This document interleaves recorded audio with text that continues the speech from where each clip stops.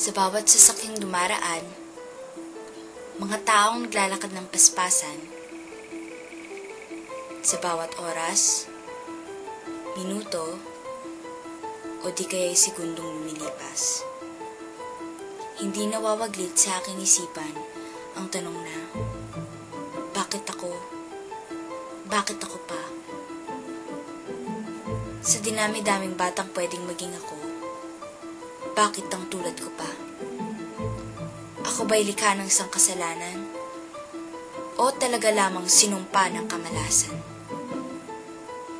Bakit ang isang tulad ko nagiging masaya sa isang 25? Ngunit kung itapon mo, parang baliwala lang sa'yo. Bakit kailangan ko gumising ng alas 4 ng umaga? Mamalimos na kung saan-saan. Bahala na kung saan tangayin ng kapalaran. Basta't may panglaman lamang sakyan. Kung ako lang rin sana'y mapagbibigyan, nais ko ring makapag-aral sa isang eskwelahan. Magkaroon na mapaggalingang magulang na aalaga sa akin magpakailanman. Bakit kailangan kong maghukay ng pagkain sa basurahan? Gayo'y malapit naman ng isang restaurant. Wala akong pera, alam ko.